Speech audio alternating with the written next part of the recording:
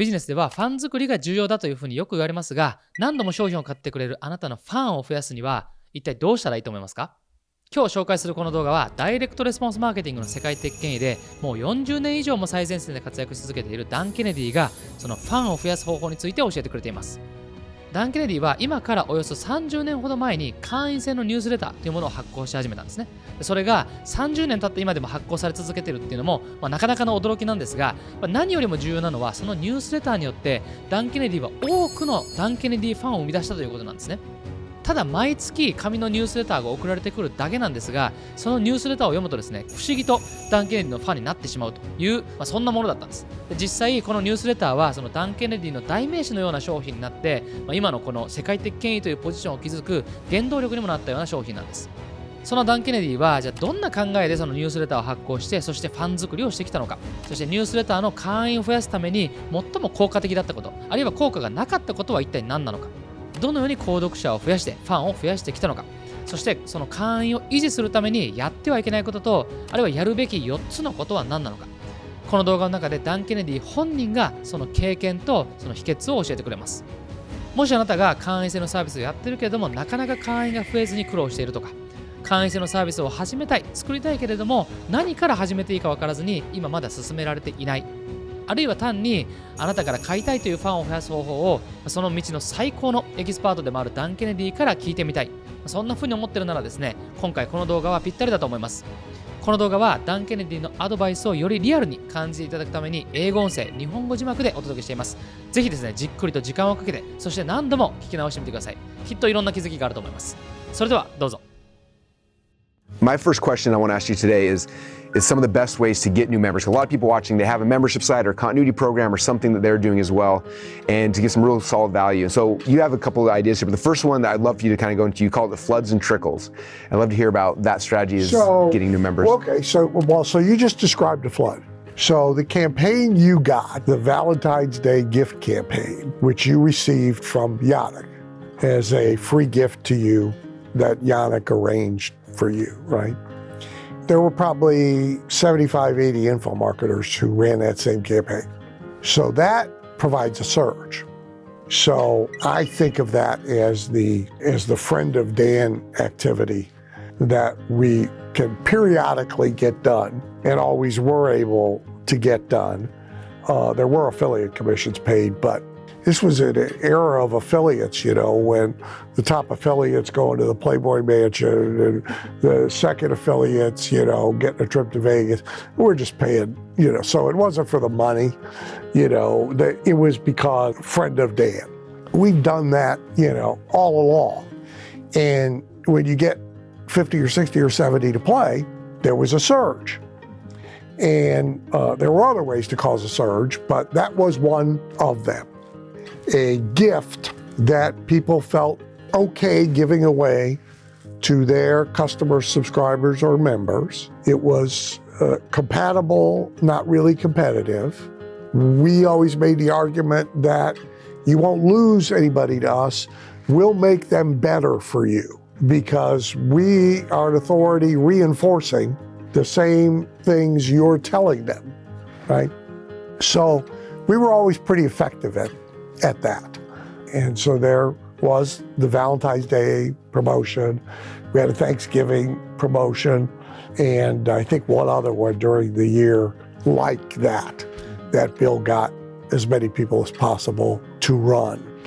I'm still doing it for different purposes. I mean, I have a book launch right now, and I've spent the last 3 weeks leaning on Friends of Dan to drive people to the online book event where we won't sell anything. Now in this case, we won't even capture names. We obviously capture data with those kind of promotions, but we won't even do that. I just want to sell a crap load of books. To be fair, all roads ultimately lead to Rome, which in this case is you. All roads, the back of the book ultimately leads to membership, right? Because if you liked a little of me and these other people in the book, you'll like us showing up every month, right? I mean, so surges are one thing. Then the trickle has been how many places can you be permanently available?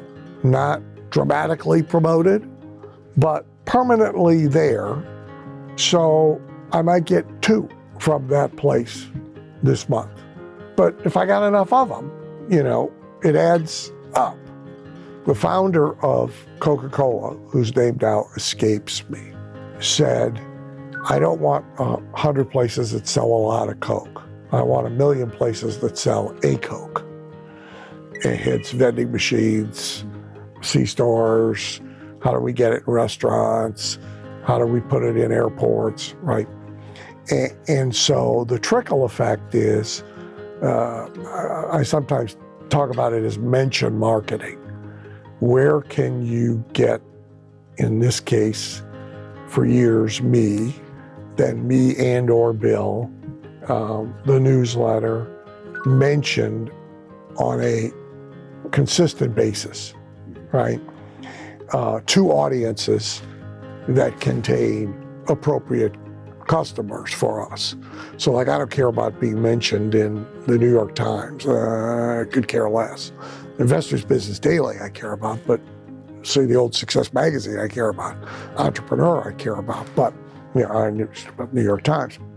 So we worked a lot at that, at having a ongoing trickle of new members. So the floods are the big launches around a campaign. Yeah, like a product launch, for example, online would always that was a flood, right? Because you either tied membership to it as forced continuity. This is one of the gifts you get when you buy this, or we sold it as the upgrade after the fact. So if you did a big online product launch, there's a flood of 200 members, 300 members, 400 members, 500 members, all at the same time. We would create events for that purpose. And I think that's an important piece of this. Like, for anybody watching who has their own membership or subscription, is being intentional. And we just heard Dan talk about 3 times a year, they would have an intentional promotion and campaign specifically to create the flood. And then being intentional on the trickle side of like having a process in place where you are in front of as many places as possible that have your target audience to continuously, generate subscribers and over the course of it. And I think that the intention is the most important piece, right? Well, I think you're absolutely right. I mean, one of the best things about Bill, all the years that we worked together, is Bill got out of bed every morning with the first thing on his mind was, where are we going to get some members today? And everybody who followed him, that was the last thing they were thinking about. It was amazing to me, by the way. It was the last thing they were thinking about. They're screwing around redoing the magnetic marketing system for the 48th, time, when if it's new to you, it's every bit as good as it was, and so they're messing around redoing the product. They're like redoing the website. And when you would say, well, who's working on new members? Right. Well, nobody. Well, you do know that's a perishable resource. Yeah. That's not a permanent resource. We don't have utility here, It's actually interesting. When we bought the company, I was like, the question I asked, like, hey, let's see the ad campaigns from the last decade, and there was not one. No. I was like, no. Oh, we're starting over from when Bill left off, apparently. Yeah, exactly. I mean, it was really a, kind of a parade of idiots in terms of understanding. We're running lots of ads, just you're fully aware. But this is an important point, though, that I do think just gets missed. Like, there's so many distractions. Like, you talked this morning about distractions and taking away from, like, what's important in the business. Like, in a subscription and membership business, how many people joined today? One of the most foundational pieces is new members. Like, you don't get any new members in, it doesn't matter, the business ain't gonna grow. Yeah, look, you're losing some. Right. When we talk about retention, I don't care how good you are. Yep. Right? I mean, you could be making a millionaires and fixing their sex life, and you're going to lose members. Right. First of all, some die. Some sell their companies and get out of business. We're losing lifer members that way now. The ones that are my age, 10 years younger, that have been with me, some even younger than that, there's like every week somebody sold their company. Yeah. And I'm getting, thank you very much. We just sold the company for $55 million and it wouldn't have happened without you. And by the way, you probably won't be seeing us anymore at the events and stuff because we're off to the mountains, right? Cancel my subscription. Yeah. Well, I don't see that part of it anymore, but it happens. Yeah. So you're going to lose them because they get out of the whatever they're in that attracted them to you in the first place, right? If you're publishing all about bird watching and Harold gets a new girlfriend who isn't interested in birds, Harold's gone, right? Because, you know, so you lose members no matter what you do, right? So you got to have a certain amount of new members just to stay even. Right. And then if you want growth, all things, yeah, you can grow, which is what some of the buyers do. You can grow the revenue by very aggressively squeezing the members you got to buy more, spend more, right? But you can only do that for a relatively short period of time, right? They begin to even resent it because now all communication is like a booty call. No communication is just the relationship. Yeah, and you can increase profits temporarily by cutting costs. But in many cases, you're cutting things that are necessary to maintain the longevity of the member, right? Ultimately, if you want more revenue and you want more profit, you got to have more members. And you got to have somebody who's focused on getting new members. Absolutely. Yeah. It's got to be their job one, right? Well, the other side of that, being in the membership world, I know this is a really important piece to you is retention. You mentioned it earlier. So likewise, getting new members, super important. But the other pillar of that is keeping members happy and paying month after month. And I think what's interesting is the mindset around a subscription that's different from a one-time transaction, realizing that lifetime value of the member. The happier they are, the longer they stay, the more money the business makes. So I'm curious, we talked about you being in the subscription industry for 40 plus years. I'm passionate about knowing what are some ideas and strategies that you've implemented that keep people happy and paying. I know you mentioned like constant and interesting and making and being an entertaining part of their everyday lives. Talk to us about that. Yeah, so there's 4 things, right? You have to be of some practical or material value related to the core reason that they subscribed. So if you're publishing, if your whole thing is about fishing, you better be helping them catch more fish. Right. Okay?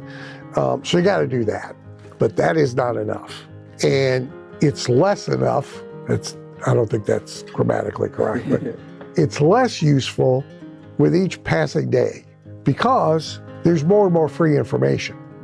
So if you want to know how to do something, I mean, you can figure out how to do heart surgery by going to YouTube and watching some videos, right? So, like we have a member, Gene Kelly, he owns a gunsmithing institute. And a big part of his business for years, I mean big, was individual DVDs teaching you how to take apart, clean, and put together or build all different kinds of guns. So a different one for each gun in the world, antique guns, current guns, etc. Big part of that part of his business is dead. Right. Died. Not because DVD, but because you can go get it on YouTube for free, right? So you got to figure out how to do that, but that is not enough. Yeah, you still got to get them the outcome, focus on the outcome. Then secondly, you've got to be perpetually, continuously interesting. You've got to have them wanting, wondering, eager, what is he going to do next? What are they going to do next, say next, pop up with next?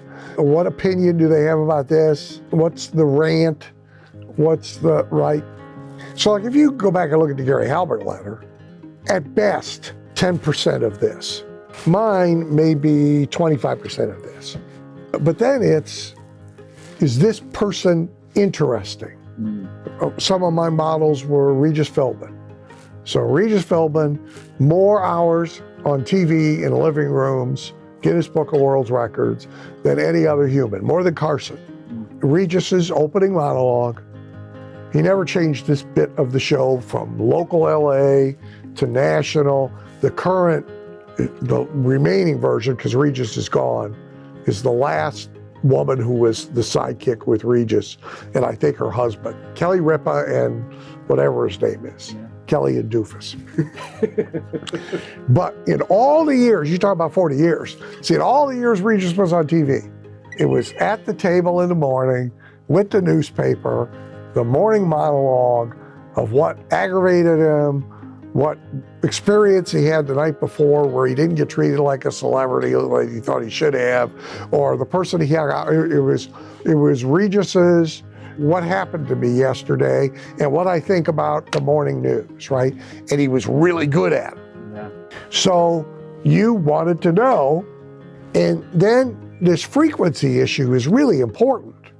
So Walt's theory was that for a Disney customer, you should not be able to stand anywhere in their house, turn around in a 360-degree circle, and not bump into Disney. We want to be part of their daily life. When they go to the closet, we want them Disney clothes. When they go to the kitchen, we want them eating off of Disney dishes and feeding the dog in a Disney bowl. When they look at a bookshelf, Disney. When they get toys out of the toy chest for the kid, Disney. We do not want them to be able to be separated from Disney. It was this 360-degree strategy. Logo merchandise, the walls, the stool you sat on, right, that you would not disconnect. So third, core value, interesting, entertaining. I heard Johnny Carson say it when I was quite young. I ran and wrote it down. Carson said, if you want to know what the American public values more, entertainment or education, compare my salary with a school teacher's. My theory is if you're not entertaining, you're dead. People, they want entertainment more than they want anything else. Look what they've done to their phone. They got the phone in 2 seconds. They turned it into a toy chest and a video game arcade. They ain't a shit about using it as a phone, right? They want to be entertained. So, entertainment. The old speaking line was the new speaker would ask, do I have to be funny? And the answer is only if you want to get paid. Okay? Like the working rule was every 3 to no more than 7 minutes during a speech, you got to get a laugh, okay? Or you're in real trouble. So you got to be entertaining. You got to say things. You don't have to be like a true stand-up comic, but you got to say things in a witty and clever and funny way. So you got to be entertaining, right? And fourth, you got to be there, which is Walt's strategy. You got to be there in their daily, a meaningful part of their daily life that they will miss. So the reason there's church every Sunday is because if they skip 3 weeks in a row, you never see them again. Okay?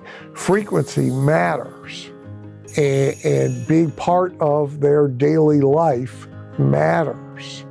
So there's all sorts of ways you do it. The personal development people, like they do it with rituals, right? Here's the affirmations that you repeat every morning while you look in the mirror 10 times, right? We used to make them write with green pens and back their cars in anytime they parked. So anytime they were going on a journey, they were headed out in the right direction. All this ritual stuff, right?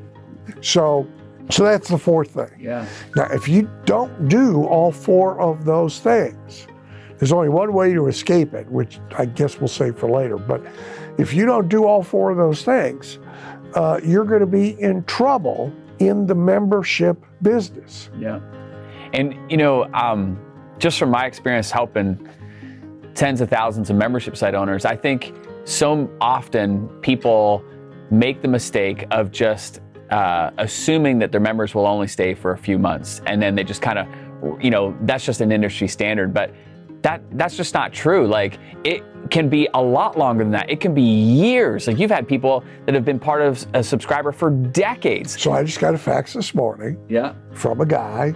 I don't actually know him. I don't think I recognize him, but I know the name. He's a lifer. I call him lifers. He's a forever, probably 30 plus. Wow. And it's a comment on the last newsletter. So I learned from Halbert, you got to pay attention to your white mail. Okay? Meaning it doesn't have an order in it. It doesn't have a complaint in it. It's like fan mail. Okay? Because there are a percentage of members who not only feel this is a relationship, if you're doing it as a person or a group of people, that this is a relationship, but they want recognition. They want like a gold star, right? And if that's ignored, it's a problem. Right. If that kind of communication gets email from an autoresponder that AI wrote, big mistake. Yep. Sorry, somebody's got to devote some time to this. So he will get a fax back. Now all I'm going to do is scribble a note on it, because it doesn't require any more than that for him to be happy. That, yes, Dan actually saw it and acknowledged me. And that's a big thing. I remember the very first one of your events I ever went to, you had everyone like stand up, like, who here's been in my world for more than a year, 5 years, all the way back. And by the end, it was like 40 years and there's still like a dozen people still standing. I remember your comment was like, I haven't said anything new in the last 40 years, but you're like, but it's these things, the entertainment, the connection, like all those kind of things is what they stick for, right? The relationship that gets formed, it's fascinating for me. It's just like, it starts with the outcome that they're after. They want to improve their business. But because you said, but if you only are focused on that one element, then you're going to lose them after a period of time, because it's like a commodity. They can go other places. You just swap it out. But like, it's the relationship that's wrapped around the entertainment and them being involved in their everyday lives. What's Dan going to say next? That's why you were so fascinating. Like, it was so funny, like seeing you come in here, because we're both been students of marketing for pictures decades, of everything. And we're just like, oh my gosh, and we're taking pictures of books and asking you about this and that, and it's just a part of the whole story. Oh yeah. So cool. はい、いかがだったでしょうか。もしですね、あなたがこれからもダン・ケネディから深くその彼の経験とか知見を学んでみたい、あるいは彼がその多くの億万長者を生み出してきたその教えを自分も受けてみたいというふうに思っているのであれば、ダン・ケネディのこれまでの教えの全てが詰まった集大成でもあるダン・ケネディレネゲイドブラックブックという商品が非常におすすめです。このブラックブックという商品はダン・ケネディがこれまで数十年にもわたって多くの億万長者を生み出してきたその教えというものを一冊のプレミアブックとしてまとめたものなんですね。非常に重厚な作りになっていて、ある種起業家のバイブルのようなものになっていると思いますので、きっとご満足いただけると思います。このレネゲイドブラックブックの詳細は概要欄に載せておきますので、ぜひ見てみてください。それではまた次の動画でお会いしましょう。ありがとうございました。